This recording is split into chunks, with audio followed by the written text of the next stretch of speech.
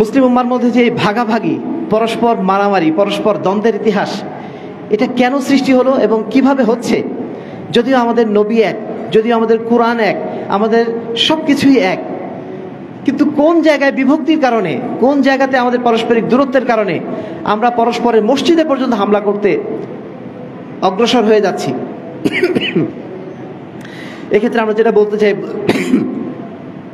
সমগ্র মুসলিম উম্মার ইতিহাস পর্যালোচনা করলে, শুধু তাই না, পুরো মানব জাতির ইতিহাস যদি আমরা পর্যালোচনা করি, হক বাতিলের দ্বন্দ্বের মধ্যে আমরা দেখব যারা বাতিলপন্থী তাদের মধ্যে দুইটা মৌলিক বৈশিষ্ট্য আছে, হকপন্থীদের মধ্যে একটা মৌলিক বৈশিষ্ট্য আছে।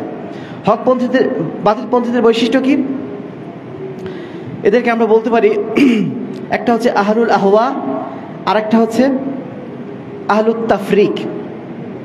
আহলুল আহওয়া কারা? যারা বাতিলপন্থী তাদের মধ্যে একটা গ্রুপ হচ্ছে, তারা হচ্ছে আহলুল আহওয়া, যারা হচ্ছে নিজেদের প্রবৃত্তির অনুসরণ করে, জ্ঞান ছাড়াই কোনো একটা কাজ করে, যারা হচ্ছে অজ্ঞ, যারা নিজেরা সত্য জানে না, সত্য মানেও না। মূলত এই সিফাতটা হচ্ছে নাসারাদের সিফাত, খ্রিস্টানদের সিফাত।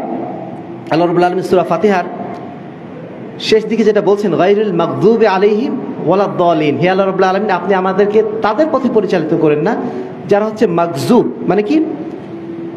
যারা লানত-প্রাপ্ত, আল্লাহ যাদের প্রতি ক্রোধান্বিত। আরেকটা দল কারা? ওয়ালাদ-দালিন, যারা হচ্ছে পথভ্রষ্ট। যারা বাতিলপন্থী তাদের মধ্যে দুইটা গ্রুপ আছে, একটা গ্রুপ হচ্ছে আহলুল আহওয়া, যারা নিজেদের প্রবৃত্তির অনুসরণ করে, যারা সত্য জানে না, সত্য মানেও না, সত্য জানেও না, মানেও না। এটা কাদের বৈশিষ্ট্য? যারা হচ্ছে নাসারা, খ্রিস্টান। খ্রিস্টানদের বৈশিষ্ট্য হচ্ছে তারা সত্যটা জানে না এবং সত্য তারা মানেও না। আর মাগজুব হচ্ছে আরেকটা দল, তারা হচ্ছে ইহুদি। তাদের বৈশিষ্ট্য হচ্ছে তারা হচ্ছে মাগজুব। কেন মাগজুব তারা? কেন আল্লাহ রাব্বুল আলামিন তাদের প্রতি ক্রোধান্বিত? কারণ তারা হচ্ছে সত্য জানে কিন্তু সত্য মানে না। এটা কাদের বৈশিষ্ট্য? এটা ইহুদিদের বৈশিষ্ট্য। ইহুদিরা জানে যে আমাদের নবী মুহাম্মদুর রাসূলুল্লাহ সাল্লাল্লাহু আলাইহি ওয়াসাল্লাম তিনি হচ্ছেন শেষ নবী।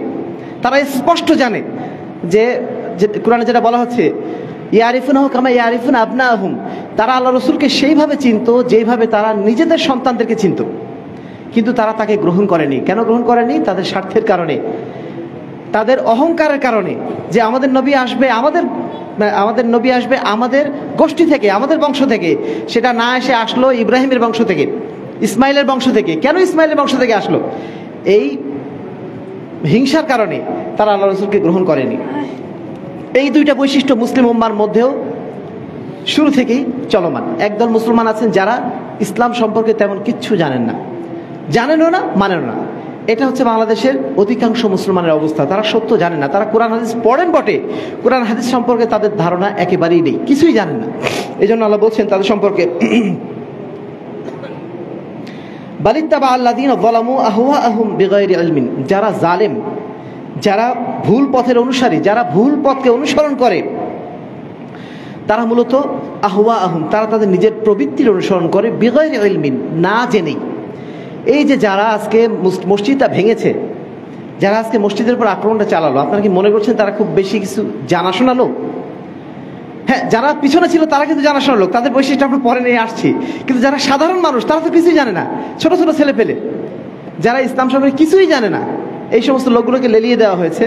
এই লোকগুলো তারা মসজিদকে আক্রমণ করেছে এবং তাদের মূল বৈশিষ্ট্য হচ্ছে তারা কিছুই জানে না, সত্য সম্পর্কে তারা জানে না, তারা শুধুমাত্র প্রবৃত্তির অনুসরণ করে এই অন্যায় কাজটা তারা করেছে। আল্লাহ বলছেন, ফাআলাম আন্নামা ইয়াত্তাবিউনা আহওয়াহুম, ফাআলাম ইন্নামা ইয়াত্তাবিউনা আহওয়াহুম ওয়া মান আযাল্লু মিম্মান ইত্তাবা হাওয়াহ বিগাইরি হুদাম মিনাল্লাহ ইন্নাল্লাহা লা ইয়াহদিল কওমায যালিমিন।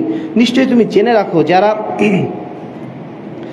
যারা ভুল পথের অনুসারী হয়েছে, যারা বাতিল পথের অনুসারী হয়েছে, তারা তো মূলত তাদের নফসের অনুসারী ছিল, তারা তাদের প্রবৃত্তির অনুসারী ছিল, তারা দ্বীনের অনুসারী ছিল না, তারা আল্লাহর অনুসারী ছিল না, তারা আল্লাহ রসুলের অনুসারী ছিল না, বরং তারা নিজেদের মন মতো কাজ করার বিষয়ে তারা অগ্রগামী ছিল। ওমান আযাল্লু মিম্মান ইত্তাবা হাওয়াহু বিগাইরি হুদাম মিনাল্লাহ, আর আল্লাহ রাব্বুল আলামিনের হেদায়েত ছেড়ে, আল্লাহ রাব্বুল আলামিনের নির্দেশনা ছেড়ে যারা নিজেদের মনকে অনুসরণ করে, নিজেদের প্রবৃত্তিকে যারা অনুসরণ করে, তাদের চেয়ে পথভ্রষ্ট আর কে হতে পারে?